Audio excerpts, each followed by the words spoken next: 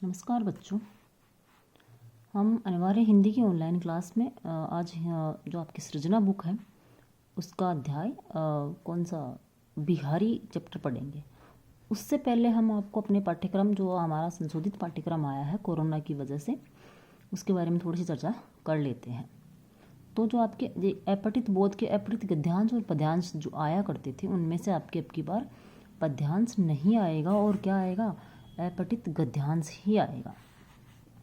फिर जो आपकी व्यवहारिक व्याकरण है उसमें आपकी भाषा व्याकरण और लिपि आएगी, पद परिचय आएगा, शब्द शक्ति आपकी आएगी। जो अलंकार है उसमें आपके अनुप्रास श्लेष यमक और उपमा अलंकार आएंगे।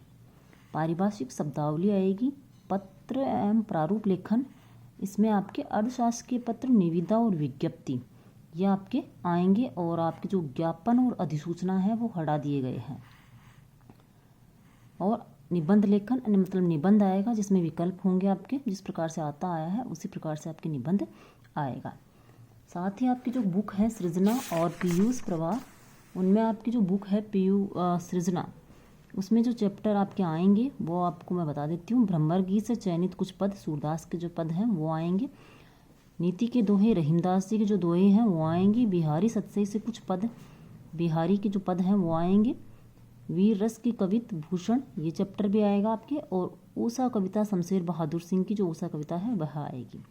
बाकी जो 7, 8, 9 चैप्टर ये हटा दिए गए हैं और एक पहला चैप्टर आपके हटा दिया गया है। खंड काव्य में आपके आएगा भय और बाजार दर्शन, ये 2 निबंध हैं आपके जो दोनों आए, 2 तो ये आएंगे। और ठेले पर हिमालय ये भी निबंधी है, ये भी आएगा आपके। तौलिए ये एकांकी है और ममता ये कहानी है, ये आपके आएंगे। और आपके जो हटा दिए गए चैप्टर हैं मजदूरी और प्रेम, सफल प्रजातंत्र के लिए आवश्यक बातें ये भाषण का जो अंश है हम भीमराव अंबेडकर का, ये हटा दिया गया है। मैं और मैं निबंध भी हटा दिया गया है। इस प्रकार आपकी जो पीयूष प्रवाह आपकी बुक है उसमें आपकी जो चैप्टर है उसने कहा था कहानी संग्रह है या एक कहानी है, सॉरी संग्रह नहीं कहानी है, ये आएगी आपकी। सत्य के साथ प्रिय जो महात्मा गांधी की आत्मकथा है वह आएगी। गोरा जो रेखा चित्र है वह भी आएगा। और राजस्थान की गौरव जीवन चरित्र यह भी आएगा। और संवाद सेतु में जो आपके टॉपिक्स हैं वह सारे टॉपिक्स आपके आएंगे। समाचार लेखन आएगा, विविध प्रकार के लेखन, फीचर, संपादकीय, संपादक के नाम पत्र और प्रतिक्रिया लेखन ये आपके आएंगे। विविध क्षेत्रों में पत्रकारिता यह भी टॉपिक आपके आएगा। वार्ता, रिपोर्टाज, यात्रा वृत्तांत, डायरी लेखन की कला, ये जो टॉपिक आपके 5 टॉपिक थे, 5 टॉपिक आएंगे। इनमें से आपके क्वेश्चंस आएंगे। अब हम देखते हैं अपना आपका चैप्टर। आप आज अपना चैप्टर जो चलेगा वह है बिहारी। बिहारी का चैप्टर आपके आएगा। और बिहारी सत्सई के कुछ पद आपके जो सिलेबस में जोड़े गए हैं उन पदों का हम अध्ययन करेंगे। सबसे पहले हम देख लेते हैं बिहारी सत्सई मतलब बिहारी जी का जीवन परिचय। और जीवन परिचय का 2 नंबर का क्वेश्चन आपके आता है। आपकी जो सृजना बुक है उसमें जितने बचे हुए चैप्टर हैं उनके जितने भी कवि और लेखक हैं उनके आपको जीवन परिचय आपको याद करने हैं। तो बिहारी जी का जन्म हुआ था सन 1595 ईस्वी में और इनकी मृत्यु हुई सन 1663 ईस्वी में। ये रीतिकाल के कवि माने जाते हैं या रीतिकाल के कवि हैं। गागर में सागर भरने वाले रीतिकाल के महान कवि बिहारी का जन्म ग्वालियर के निकट बसवा नामक गांव में हुआ था। तो ये कौन से काल के कवि हुए? रीतिकाल के कवि हैं ये महान। और गागर में सागर भरना मतलब छोटी बात को इन्होंने कम शब्दों में अब बड़ी बात को उन्होंने कम शब्दों में कह दिया है।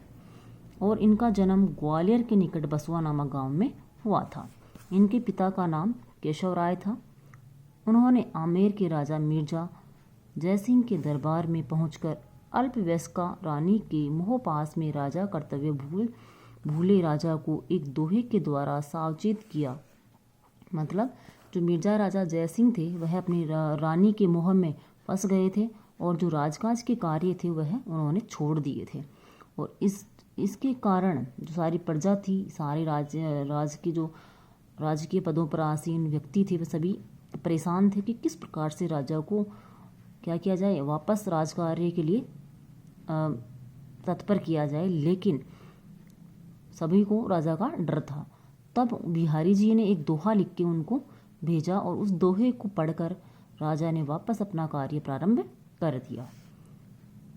काव्य पारखी राजा ने उनका सम्मान किया और अपने दरबार में सम्मानजनक स्थान दिया। उस दोहे से प्रभावित होकर राजा जयसिंह ने उनको अपने दरबार में एक सम्मानजनक स्थान प्रदान कर दिया। बिहारी ने सतसई की रचना की, तो बिहारी जी की रचना का नाम क्या है, सतसई। कवि ने भक्ति, नीति, श्रृंगार, प्रकृति चित्रण, ज्योतिष एवं बहुआयामी ज्ञान पर आधारित दोहों की रचना कर अक्षय कीर्ति अर्जित की। अक्षय यानी जिस कीर्ति का जो प्रसिद्धि कभी खत्म नहीं होती, ऐसी प्रसिद्धि इन्होंने प्राप्त की। इन्होंने किन किन क्षेत्रों में भक्ति की, भक्ति, नीति, श्रृंगार, मतलब किन किन क्षेत्रों में काव्य रचना की, भक्ति, नीति, श्रृंगार, प्रकृति चित्रण, ज्योतिष और बहुत से क्षेत्रों में मतलब इनको ज्ञान था और इसी ज्ञान पर आधारित उन्होंने क्या लिखे, दोहे लिखे। फिर निम्बार्क संप्रदाय में दीक्षित हुए। तो ये कौन से संप्रदाय में दीक्षित हुए थे, आपको छोटे क्वेश्चंस का भी ध्यान रखना है, क्योंकि अभी तक ये माना जा रहा है कि छोटे क्वेश्चन सबकी बार ज़्यादा होंगे। तथा राधा कृष्ण की भक्ति की है। उन्होंने किसकी भक्ति की, राधा और कृष्ण जी की भक्ति की है और निम्बार्क संप्रदाय को इन्होंने अपनाया है। उनकी रचनाओं में उक्ति, वैचित्र्य, अन्योक्ति मतलब कहने का विचित्र तरीका, अन्योक्ति यानी अन्य धन उक्ति मतलब अन्य ही कथन मतलब अर्थ अलग ही निकलता है इनका, अर्थ गांभीर्य, अर्थ विस्तार, अलंकारिकता तथा कल्पना की समाहार शक्ति का विलक्षण समावेश है। मतलब कल्पना का उन्होंने समाहार किया है, सम्मिलित अपनी काव्य में कल्पना को उन्होंने सम्मिलित किया है। विलक्षण यानी अनोखा समावेश इनका देखने को मिलता है। उनकी समाहार शक्ति के कारण ही कहा गया है, सतसैया की दोहरे जो नाविक की तीर, देखन में छोटे लगे घाव करे गंभीर। इन्होंने जो सतसई लिखे उसके जो दोहे हैं वह एक नाव पर खड़े नाविक के तीरों के समान है, जो देखने में तो क्या लगते हैं, छोटे लगते हैं, लेकिन हृदय पर घाव कैसे करते हैं, गंभीर घाव करते हैं। अगर वह हृदय पर लग जाए तो घाव गहरा प्रकट कर देती है। प्रस्तुत पाठ में बिहारी के भक्ति, नीति और श्रृंगार के दोहे लिए गए हैं। तो ये आपको आपके व्याख्या में काम आने वाली चीज़ है कि इनके दोहे किससे संबंधित हैं, भक्ति, नीति और श्रृंगार से संबंधित दोहे हैं। कवि सांसारिक बाधाओं से मुक्ति हेतु राधा जी की आराधना करता है। स्टार्टिंग का पहला दो दोहा है आपका, वो किससे संबंधित है, राधा जी की आराधना से संबंधित है। तो दूसरी तरफ अपने प्रभु श्री कृष्ण को उपालम देते हैं, उपालम यानी उलाहना, कि आपको भी संसार की हवा लग गई है। मुक्तात्माओं के सानिध्य से अधम भी मुक्त हो जाता है, कि जो आत्माएं मुक्त हैं उनके पास में रहने से जो अधर्मी व्यक्ति है वह भी क्या हो जाता है, मुक्त हो जाता है। श्री कृष्ण की बातों का आनंद रस पाने के लिए गोपियां उनकी मूल्य छुपा लेती हैं। वन में श्री कृष्ण के आते ही बिना वर्षा मोर नाचने लगते हैं, क्योंकि उनको आभास होता है। क्यों नाचने लगते हैं भाई, क्योंकि उनको ऐसा आभास होता है कि आकाश में बादल छा गए। उनका जो श्री कृष्ण का रूप था, रंग था, वो काला था और काले रंग के कारण सांवला रंग था, और उसके कारण मोर को आभास होता है कि क्या हो गए, आकाश में बादल छा गए, जिसके कारण वो नाचने लगते हैं। नायक व नायिका भरे भवन में संकेतों से वार्तालाप करते हैं। झीने वस्त्रों में नायिका ऐसे सुशोभित हो रही है जैसे सागर में कल्पतर वृक्ष की डाल है। यह आपका पाठ परिचय है, मतलब पाठ में जो पद हैं उन पदों से संबंधित इसमें थोड़ा थोड़ा बताया गया है। तो हम स्टार्ट करते हैं भक्ति, नीति और श्रृंगार के दोहे। पहला जो दोहा है मंगलाचरण के रूप में लिया गया है, और इन्होंने किसके बारे में कहा है, राधा जी को संबोधित करके अपना आराध्य देव राधा और श्री कृष्ण को इन्होंने माना है, और राधा जी को संबोधित करते हुए इन्होंने अपने दोहे लिखे हैं। तो अब आपको जो आप कवि परिचय करेंगे इनका, तो पॉइंट से आप एक कवि परिचय करेंगे। जैसे बिहारी जी का जन्म कब हुआ, इनकी मृत्यु कब हुई, ये कौन से काल के कवि थे, इनके पिता का नाम क्या था, किस राजा के यहाँ आश्रयदाता रहे, और इनकी रचनाओं के नाम हैं, किससे संबंधित इन्होंने रचनाएं मतलब अपनी रचनाओं का विषय किसे बनाया है, और मुख्य इनकी रचनाओं का विषय क्या रहा है। ये चीज़ें आपको पॉइंट वाइज समावेश करना है इनका, ताकि एग्जामिनर पर अच्छा प्रभाव पड़ सके। तो हम पढ़ते हैं भक्ति नीति और श्रृंगार के दोहे। तो यहाँ दोहे है, दोहा छंद है। मेरी भव बाधा हरो राधा नागरी सोई। इस दोहे में उन्होंने अपने इष्ट राधा जी और श्री कृष्ण को संबोधित किया है और राधा जी का मंगलाचरण किया है। जातन की झाई परे श्याम हरित दुति होई। भव बाधा सांसारिक बाधाएं, सांसारिक कष्ट, हरो यानी दूर करो, राधा नागरी यानी चतुर, राधा राधा के लिए है, नागरी यानी चतुर, तन यानी जा यानी जिनके, तन यानी शरीर, झाई यानी छाया प्रतिबिंब, श्याम हरित दूती होय, दूती का चमक भी होगा और दुगनी भी होगा। अलग अलग अर्थ निकलेंगे यहाँ भाई, एक ही के तो श्लेष अलंकार आपको देखने को मिलेगा। तो कवि कहते हैं बिहारी दास जी कि मेरी भव बाधा हरो राधा नागरी सोय। हे चतुर राधिका, हे चतुर राधा, आप मेरी सांसारिक भव बाधाओं को दूर करो। जिनके तन की छाया पड़ने मात्र से श्री कृष्ण के शरीर की चमक है वह क्या हो जाती है, दुगनी हो जाती है। अर्थात श्री कृष्ण की जो सुंदरता है और बढ़ जाती है। हे राधा, वही राधा मेरे कष्टों को दूर करें। कहने का मतलब है कि जो राधा है, जो श्री कृष्ण को प्रसन्नता प्रदान करती है, जिसकी छाया पड़ने मात्र से श्री कृष्ण क्या हो जाते हैं, प्रसन्न हो जाते हैं, वही राधा मेरी सांसारिक कष्टों को दूर करे। नेक्स्ट पद है आपका, तो पर वारो उर्वशी सुन राधिके सुजान। एक गोपी है, वह राधा को संबोधित करते हुए कह रही है। उर्वशी अप्सरा का नाम है, वारो यानी न्यौछावर करना, सुजान यानी वही चतुर है। तो मोहन की उर्वशी, उर यानी हृदय, उर्वशी समान। यहाँ उर्वशी एक आभूषण के लिए है, यमक अलंकार आपको यहाँ देखने को मिलेगा। एक ही जो शब्द है उसके अलग अलग क्या निकल रहे हैं, अर्थ निकल रहे हैं। तो पर वारो उर्वशी सुन राधिके सुजान। हे चतुर राधिका, सुनो, तुम पर मैं, तुम्हारी सुंदरता पर मैं क्या किसको, उर्वशी अप्सरा को न्यौछावर करती हूँ या वारती हूँ। तुम मोहन के हृदय में बसी हुई हो, तुम श्री कृष्ण के हृदय में बसी हुई हो। हवे उर्वशी समान, तुम उर्वशी आभूषण के समान श्री कृष्ण के हृदय में बसी हुई हो। अर्थात तुम श्री कृष्ण के हृदय में किसके समान बसी हुई हो, उर्वशी आभूषण के समान बसी हुई हो। तुम पर मैं सब स्वर्ग की उर्वशी अप्सरा को न्यौछावर करती हूँ। बंधु भय का दीन के का तार्यो रघुराई। तार्यो यानी तारना, उद्धार करना। बंधु यानी साथी, भाई। दीन गरीब के लिए है। टूटे टूटे फिरत हो, टूटे टूटे यानी संतुष्ट होकर। झूठे विरद कहाई, विरद यानी यश, विरद का मीन्स यश या बड़ाई। यहाँ बिहारी दास जी संबोधित करते, ईश्वर को संबोधित करते हुए कह रहे हैं, रघुराई श्री राम के लिए है, कृष्ण की भक्ति इन्होंने की है। बंधु भय का दीन के, कि आप गरीबों के तो भाई हैं, गरीबों के सहायक कहलाते हैं। का तार्यो रघुराई, तो आप उनको ताड़ने से आप क्या हुआ। टूटे टूटे फिरत हो, कि आप संतुष्ट होकर कि मैंने लोगों का उद्धार किया है, इस बात से आप संतुष्ट होकर प्रसन्न होकर फिर रहे हो। ये झूठी ही बड़ाई आपने संसार में प्राप्त की है। कहने का तात्पर्य वो कहना चाहते हैं कि इस संसार में सबसे ज़्यादा गरीब तो मैं हूँ, आपने मेरा उद्धार नहीं किया। इसलिए जब आप मेरा उद्धार करोगे तभी आप संसार में सच्चे यश के भागीदार होगे। कब को टेर तू दीन रट, होत न श्याम सहाय। बुलाना दे रहे हैं यहाँ पे भगवान को ये, तुम ही लागी जगत। टेर तू यानी पुकारना, दीन रट यानी गरीब है, वह रट रहा है। जगत गुरु संसार के गुरु, जग नायक जगत के नायक। जग बाय, बाय यानी हवा, जग यानी संसार।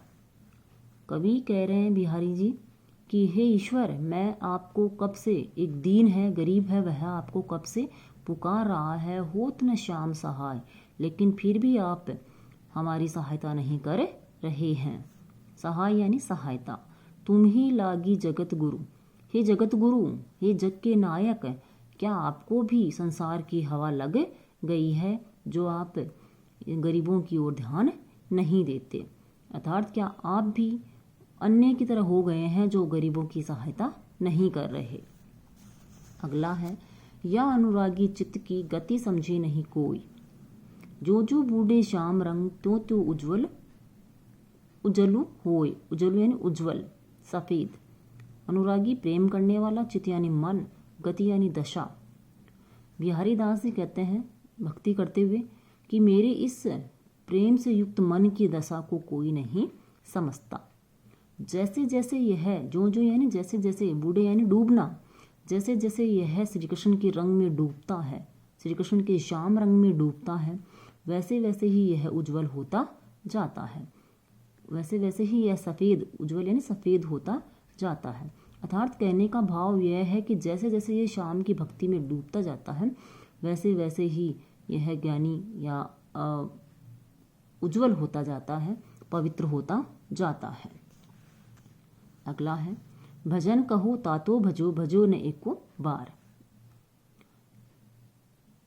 दूरी भजन जाते कहो, सोते भजो गंवार। दूरी, दूर रहने के लिए, भजो यानी भजन करना। बिहारी दास जी कहते हैं कि भजन कहो तातो भजो, कि तुम्हें ईश्वर को भजने की, ईश्वर का भजन करने के लिए कहा था, लेकिन तुमने एक बार भी ईश्वर का भजन नहीं किया। दूरी भजन जाते कहो, और जिनसे तुम्हें दूर रहने के लिए कहा गया था, सोते भजो गंवार, हे गंवार, हे मूर्ख मनुष्य, तुमने उसी का भजन किया। अर्थात तुम्हें जो काम तुम्हें करने के लिए कहा गया था वह तुमने नहीं किया, और जिसके लिए मना किया गया था वह कार्य तुमने किया। अजो तरियोना ही रहो, श्रुति सेवक एक अंग। तरियोना आभूषण का नाम है जो कान में पहना जाता है। श्रुति यानी कान। सेवत यानी सेवा करना। नाक बास बेसर लहो, बेसर लहो बसी मुक्तन के संग। नाक बास, नाक में निवास करने वाला, मतलब नाक का आभूषण है बेसर, उसके लिए है। मुक्तन यानी मोतियों। अजो तरियोना ही रहो श्रुति, हे कान की सेवा करने वाले आभूषण तरियोना, आज तक तुम भगवान के कान की सेवा ही करते रहे। नाक बास, तुमसे तो जो नाक का आभूषण है बेसर वही अच्छा है, या वह ही मोतियों की संगत में रहता है, और उसी ने अपना उद्धार, या उसी ने ईश्वर का सानिध्य ज़्यादा प्राप्त कर लिया है, या अपने आप को ईश्वर की भक्ति करके मुक्त करवा लिया है, अपना उद्धार करवा लिया है। तुम आज तक ईश्वर की सेवा ही करते रह गए। सघन कुंज छाया सुखद, शीतल सूरभि समीर। मनु हवे जातु अजो वहे, ऊही यमुना जमुना के तीर। गोपी है, वह कह रही है ईश्वर का जब वो सानिध्य में रहा करती थी, उनके साथ क्रीड़ाएं किया करती थी, उनकी स्मृति उसको आ रही है। सघन कुंज छाया सुखद, जब वह उन कुंजों में जाती थी तो गहरे कुंज थे, वन थे, उनमें सुख देने वाली छाया थी, और शीतल ठंडी हवा वहाँ पर बहा करती थी। मनो हवे जातु अजो वहे, मन आज भी यमुना के तट पर जाने की इच्छा रखता है। अर्थात जो लीलाएं श्री कृष्ण के साथ गोपियों ने की थी, उन लीलाओं की याद उनको आ रही है, और वह मन में उनको वापस से याद कर रही है। नेक्स्ट है, सोहत ओडे पीठ पटु, श्याम सलोने गात। मानो नीलमणि सेल पर आता पर्यो प्रभात। सोहत यानी सुशोभित, ओढ़े पीले वस्त्र, ओढ़े यानी पहनना, सलोनी यानी सुंदर, गात यानी शरीर। मानो, मनो का मानो, नीलमणि, नीली मणि, सेल यानी पर्वत, आतप आना, प्रभात यानी सुबह। श्री कृष्ण की सुंदरता का वर्णन यहाँ पे बिहारीदास जी कर रहे हैं। बिहारीदास जी कहते हैं कि श्री कृष्ण के सुंदर सलोने शरीर पर पीले वस्त्र क्या हो रहे हैं, सुशोभित हो रहे हैं। वह ऐसे लगते हैं मानो नीलमणि पर्वत पर, नीलमणि पर्वत पर क्या आ गया हो, प्रभात हो गया हो। जब पीले वस्त्रों की शोभा इस प्रकार से लग रही है, मानो नीलमणि शैल पर, मतलब श्री कृष्ण का जो रंग था वो कैसा था, नीला था, सांवला रंग था, और उस सांवले रंग पर पीले वस्त्र ऐसे लग रहे हैं मानो नीले पर्वत पर, नीलमणि पर्वत पर क्या हो गया, प्रभात हो गया है। यही आस अटक्यो रहतू अली गुलाब के फूल, हवे है फेरी वसंत ऋतु इन डारन वे फूल। कवि बिहारी दास जी कहते हैं कि यही यानी इसी आस यानी आशा में अटक्यो यानी अटका रहता है, चिपका रहता है, अली यानी भंवरा, हवे है फेरी कि फिर से वसंत ऋतु आएगी, डारोन के फूल, एक भंवरा है वह इसी आस में गुलाब के फूल में अटका रहता है कि फिर से बसंत आएगा और फिर से ये डालें हैं वो क्या हो जाएंगी, फल फूल जाएंगी। अर्थात कहने का मतलब है कि वसंत ऋतु के आने से फिर से ये सारे चारों तरफ प्रकृति क्या हो जाएगी, खिल जाएगी और जो भंवरे हैं वह रस को प्राप्त कर पाएंगे। इस प्रकार जो बाकी के आपके 10 बचे हैं वो नेक्स्ट वीडियो में। धन्यवाद।